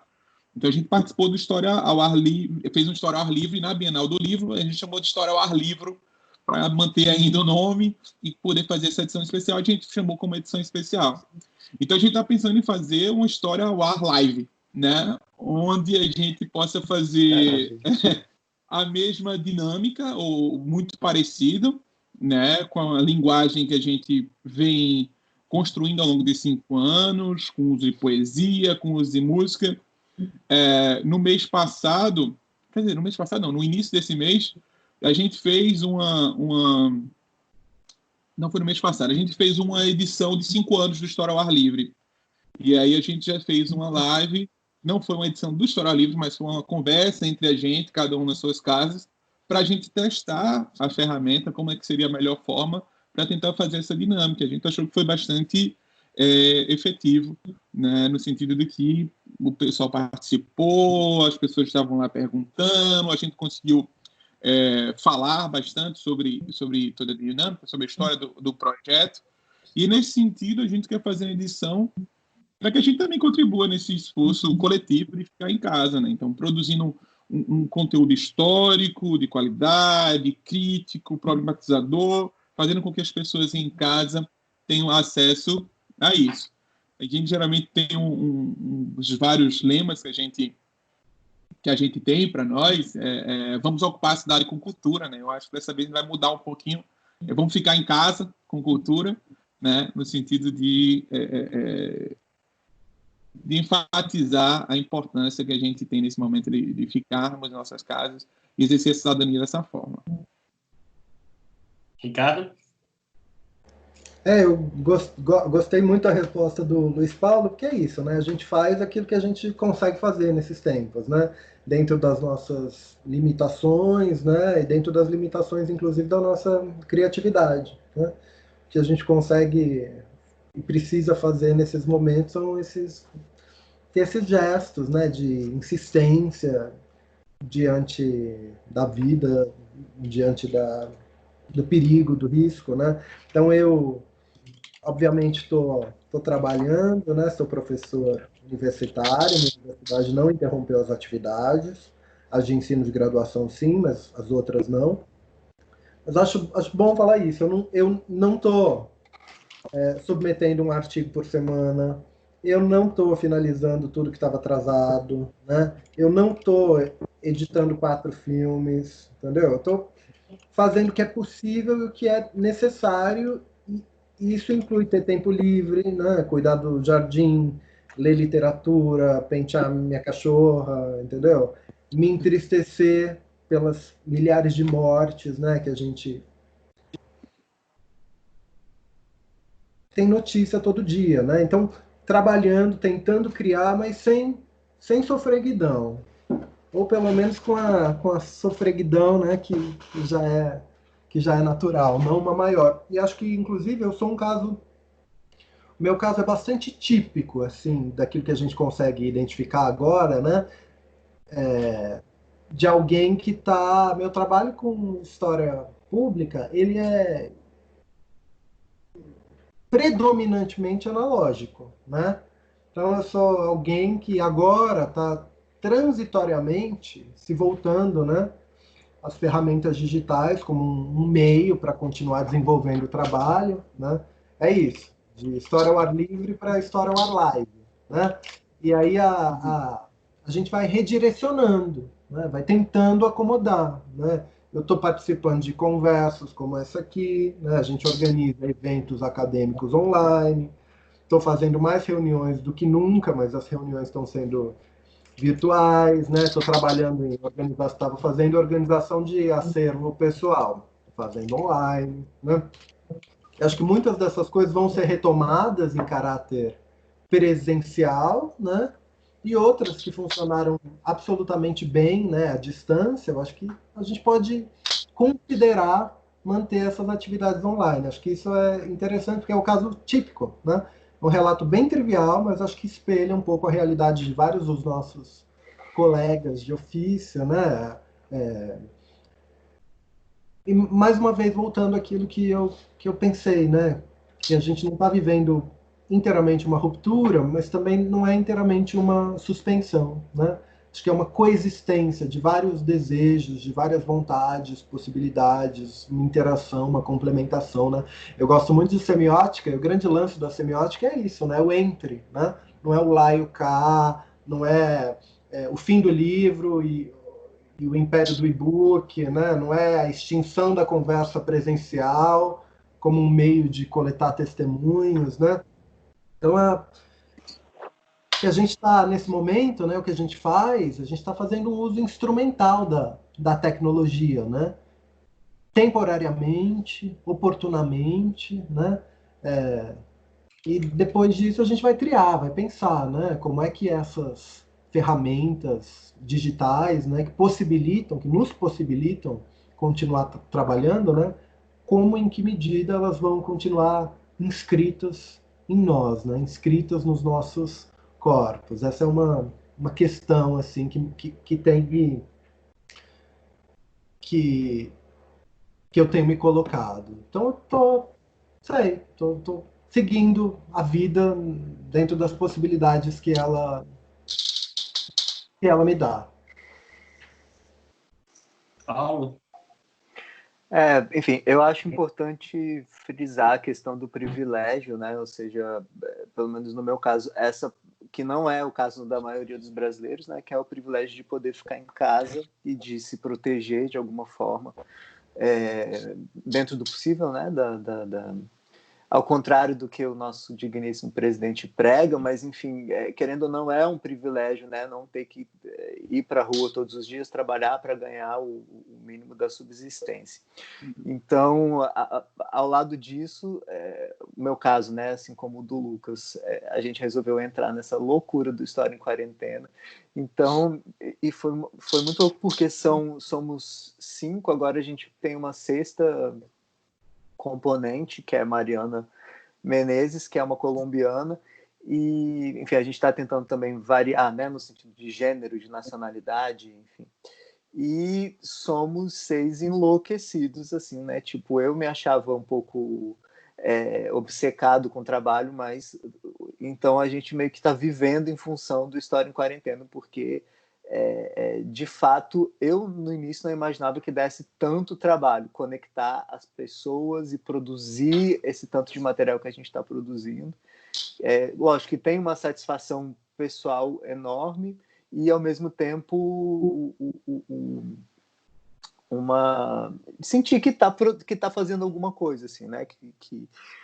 Então, eu não estou tendo tanto tempo assim de viver a quarentena no sentido de repensar dos vazios assim que são tão importantes, né? Até sinto falta às vezes. Mas dos 2 projetos, né? Em resumo, o História da Ditadura continuou funcionando porque eu já tinha muito material pronto, né? Para ir divulgando aos poucos. E, ao mesmo tempo, então ele está funcionando com algumas reformulações, mas continua funcionando. E o História em Quarentena é isso, um projeto que foi resolvido do dia para a noite, entre, como o Carlos, que é um dos componentes do grupo, entre vinhos entre bebidas e conversas, a gente, vamos fazer isso? Vamos, e daqui a pouco começou a agregar pessoas e começamos a fazer live sem saber muito bem como mexer com as ferramentas digitais, percebendo que os nossos convidados, a maior parte também não sabe, então é um desafio para todo mundo, assim, né? E coordenar pessoas que estão em diferentes lugares, tentar equacionar temas diferentes com pessoas de diferentes gêneros, etnias, enfim, pensar também na questão racial, na questão de gênero, na questão enfim, todas essas questões, e não só na temática, mas também na representatividade dessas pessoas.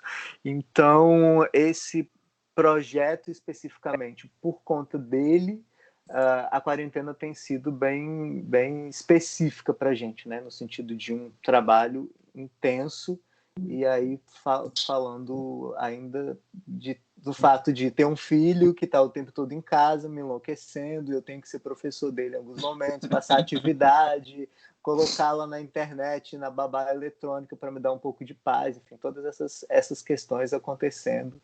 É tipo tudo ao mesmo tempo agora, assim, né? Tipo, lidar com questões do momento, ou seja, que chegaram assim, né? Tipo, de supetão, e dar um jeito de fazer o que pode e como dá, né?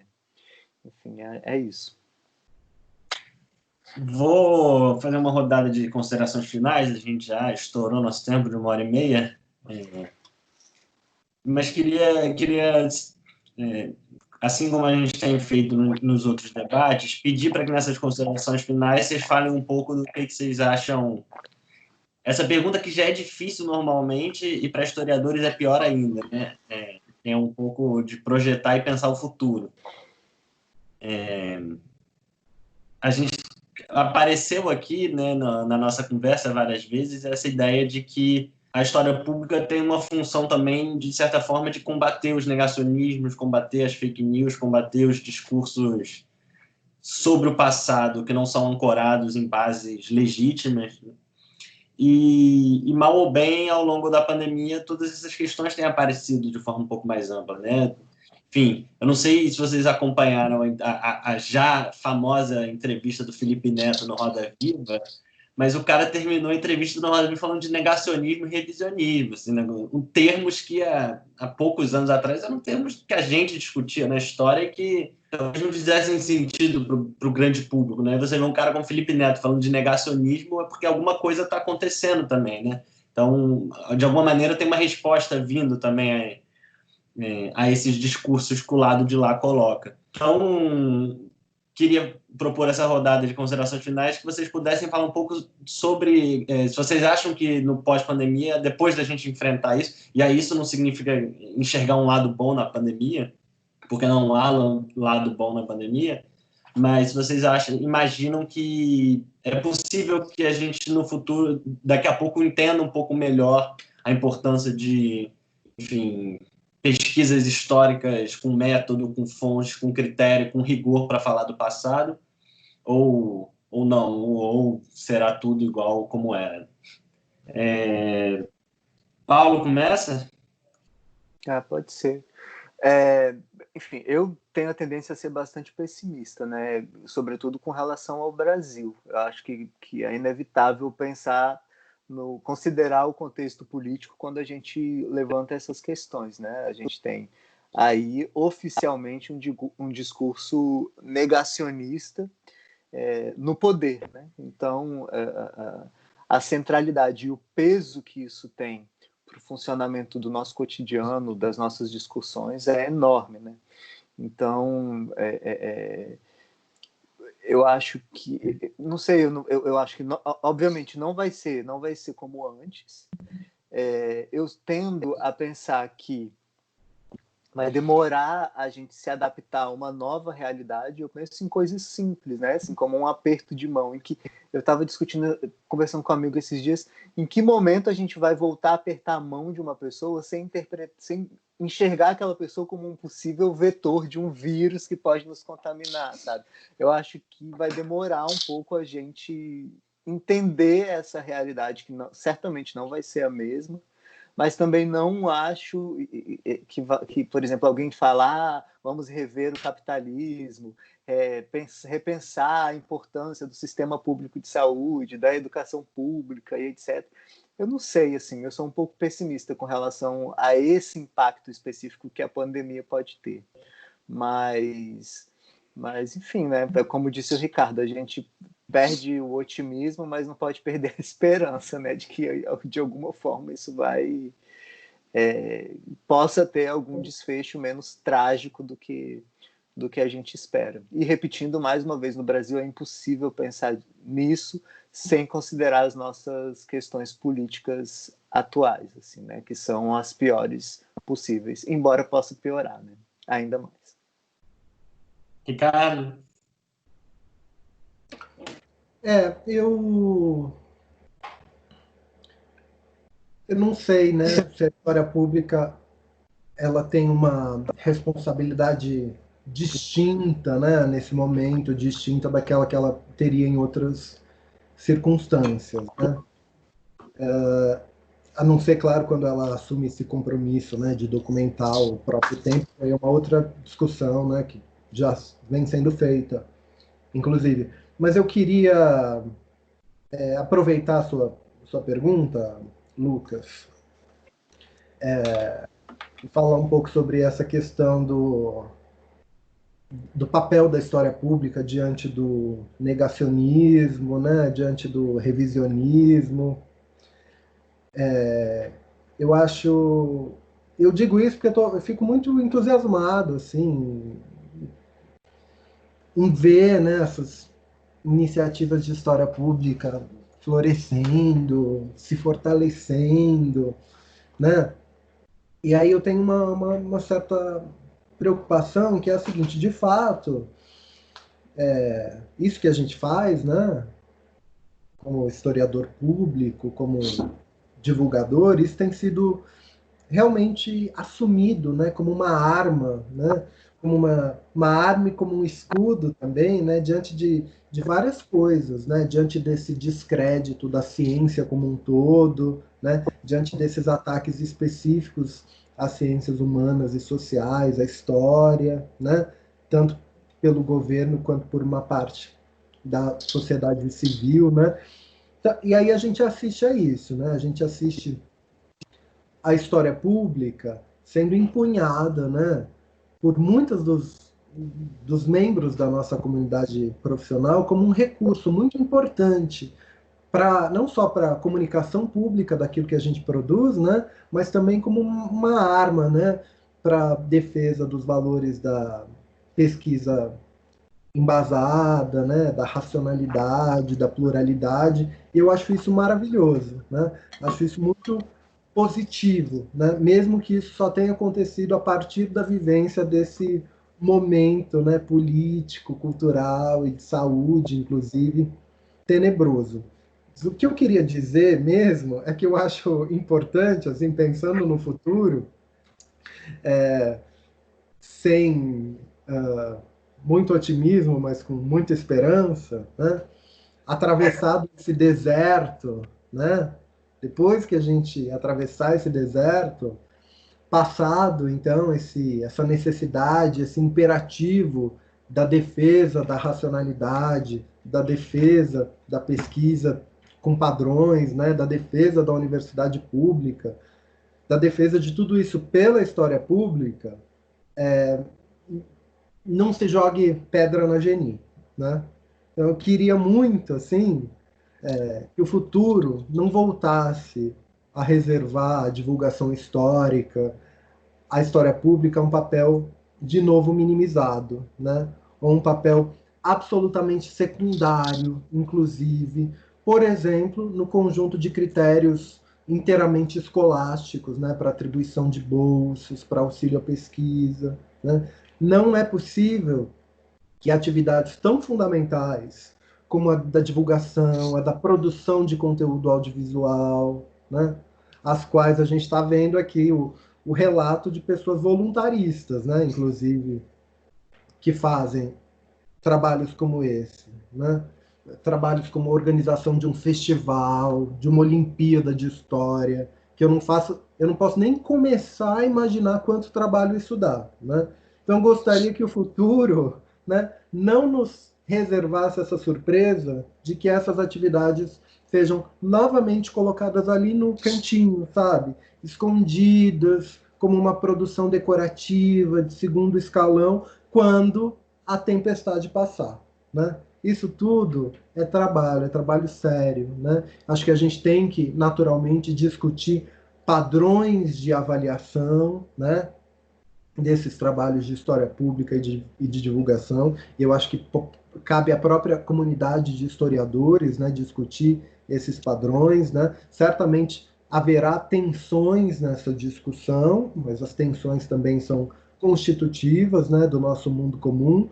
Mas acho que essa é a minha grande esperança, né? Que passada a tempestade, a, em que todo mundo impunha a história pública contra o revisionismo e contra o ataque à universidade e ao pensamento, que ela não seja novamente colocada ali junto com um vasinho de planta. Acho que é isso. Queria terminar dizendo isso. Muito bom. Obrigado, Ricardo. Luiz Paulo. Lucas, eu acho que a ida de Felipe Neto para o Roda Viva, assim como também do Átila e Amarino, ambos por razões distintas, mas ambos vindos do meio digital, ele diz muito, claro, da nossa sociedade e também de caminhos que podem ser seguidos, né? Quando Felipe Neto usa termos como negacionismo e revisionismo, primeiro a gente vê uma confirmação de que uma discussão histórica ela atinge públicos que vão além da comunidade de história. E o alcance que eles possuem, né, e os lugares que eles ocupam podem também ser ocupados por historiadores, né? Eu espero que as pessoas utilizando cada vez mais mídias digitais nesse período, isso acabe gerando um incentivo ao uso do digital, né? Eu acho que é preciso discutir história digital como forma de expandir o que é história e o que é que a gente pode fazer enquanto campo, né? Nesse sentido, a ideia de uma história pública digital, né? Pensada para um público maior, né? A gente sabe que a história tem utilizado ferramentas computacionais há muito tempo, né? A pesquisa por palavra-chave mudou bastante a forma como a prática do historiador, né? Quando você vai para um jornal, você busca ali uma palavra específica, ao invés de você muitas vezes ter que ler todos os jornais. Mas é preciso também, nesse sentido, que a gente consiga suprir dois problemas que eu acho que tem relação no uso dos meios digitais, que é a falta de recurso e falta de informação. A falta de recurso a gente sabe que é muito problemático, mas algumas vezes a gente tem ferramentas que são de graça, né? Além de que eu diria até que existe talvez um certo receio, se não um conservadorismo de certos historiadores de se adotar novas práticas. Mas é preciso que esse conhecimento e as habilidades necessárias para o uso de ferramentas digitais ele venha para a universidade, né? É preciso que os estudantes sejam introduzidos ao uso de ferramentas digitais como parte do programa curricular, como forma de a gente conseguir uma formação mais ampla para esse momento, além de que fazer com que o discurso histórico, né, ele consiga atingir mais pessoas, né? A gente consiga fazer uma divulgação de história no meio digital, que pode acabar atingindo pessoas que não eram atingidas em outro momento, né? Então, é preciso também repensar muita coisa dentro da história, né? A dinâmica que a gente tem de currículo hoje, e muita coisa é pensada em termos de currículo, um projeto digital ele não lhe dá ponto para um concurso, da mesma forma que uma publicação normal daria. Então, a gente tem que repensar, né? Você pega a Universidade de Stanford, eles estão com um projeto interessantíssimo de fazendo publicações digitais com ISBN, com DOI, que é utilizando a plataforma Scalar, que é muito utilizado ultimamente aqui. Tem um projeto, por exemplo, interessantíssimo, o Black Quotidian, do professor, esqueci o nome dele, é o Matthew Delmont, onde, por meio dessa plataforma, ele publica um trabalho histórico interessantíssimo, todo mundo tem acesso, é grátis, né? E nesse sentido consegue atingir um público que talvez não comprasse um livro, né? Que talvez não veria esse conteúdo se não fosse de outra forma. Então, eu tenho essa esperança também que, de certa forma, esse momento que a gente acabou sendo impulsionado ao uso de mídias digitais, que é importante se dizer, ferramentas digitais que vão além do simplesmente de um YouTube, de um Skype, né? A gente está falando de ferramentas que ajudem os historiadores a produzir historiografia de forma diferente também, né? Não simplesmente fazer com que pessoas se conectem de forma distante, como por YouTube ou Facebook ou qualquer outra coisa. Mas é importante e eu espero bastante que esse momento onde a gente tenha sido obrigado a utilizar mais de ferramentas digitais acabe sendo uma porta de entrada para que o meio digital ele entre também no campo historiográfico mais fortemente na academia. Bom, obrigado, Luiz Paulo. Acho que vamos fechar em 1h45. Rapidinho, deixa eu só fazer um jabá aqui. Usando a minha prerrogativa de parte do História em Quarentena. Eu queria, antes do Lucas agradecer, né? Queria agradecer enormemente o Ricardo e o Luiz Paulo. Enfim, que são duas pessoas que eu admiro enormemente o trabalho e realmente eu pensei na presença de vocês aqui como uma forma, de fato, de ouvir e de ter a participação de vocês aqui, da experiência de vocês. Nós pensamos, né, mas eu acho que essa semana foi mais especificamente eu que organizei, e ao mesmo tempo fazer um jabá que hoje, na verdade, quando esse debate for ao ar, isso já vai ter acontecido, mas o vídeo vai estar disponível. No História da Ditadura, a gente vai fazer o primeiro lançamento virtual de um livro. A gente não tinha feito isso ainda, que é o livro 1968, Perspectivas desde o tempo presente, organizado pelas nossas colegas e amigas historiadoras Náshila Darras, Larissa Riberti e Mariana Joffli, com um debate coordenado pela Caroline Bauer. E, enfim, parece que o debate está muito bom, né? Eu já assisti, porque foi gravado com antecedência. E tá o cachorro do Lucas. A gente sempre brinca, já que já está terminando, porque já tem vários sons, assim, né? A gente já teve galo cantando, cachorro, então, assim, sempre tem esse fundo, como é que fala? Caseiro, né? Mas enfim, já, pode ir, Lucas, já te interrompi. Mas isso já vai ter ido ao ar quando o nosso debate estiver sendo transmitido, mas então as pessoas podem encontrar no Facebook do História da Ditadura e também no YouTube, né? Isso. Beleza. Bom, eu queria reforçar as palavras do Paulo, eu queria agradecer muito Luiz Paulo e Ricardo pela participação, agradecer também ao Paulo pela participação na conversa, enfim, dizer como, aí, um comentário que eu nunca faço, mas como historiador que ficou tão incomodado com a disciplina que saiu da história e foi fazer o doutorado em Sociologia, que essa conversa para mim foi especialmente interessante, importante, compartilho muito das angústias, dos questionamentos, das reflexões que a gente teve aqui, espero que seja o início de uma conversa, de uma reflexão, que a gente possa avançar muito, pensar em outros espaços também, para dar continuidade a esse papo.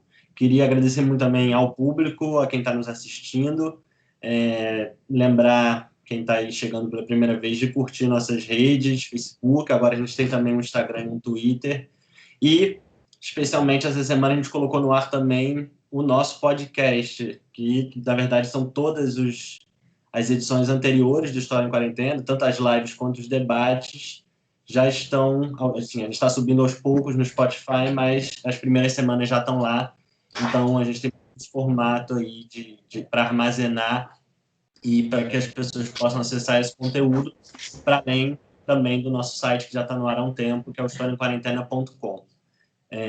Lembrar também que essa semana, no sábado, a gente vai ter um debate especial sobre esse mesmo tema, com convidadas, enfim, estrangeiras. Eu estou sem os nomes aqui, então, para não errar, eu vou deixar surpresa. Mas, enfim, vai ser um debate em inglês, então o Paulo já tinha dado esse furo aí. Eu vou ter que gastar meu inglês macarrônico para essa conversa, mas a gente espera dar continuidade também a essas reflexões, também com perspectivas, enfim, de fora e de outros pontos de vista. No mais, acho que é isso. Obrigado, gente. Aí fala última. Que semana que vem vai ser sobre Paulo Freire, viu?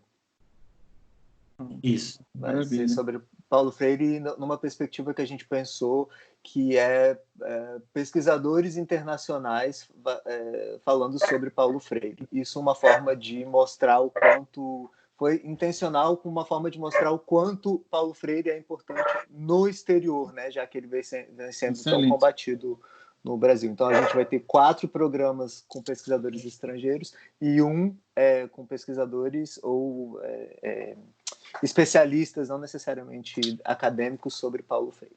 É isso, gente. Desculpa, eu estou interrompendo toda hora, mas é porque... Tá ótimo. Eu sempre esqueço de falar qual é o tema da semana seguinte, tenho que me policiar para fazer isso, então obrigado, Paulo. Bom, obrigado, gente. Até a próxima. Tchau. Obrigado. Tchau. Até mais.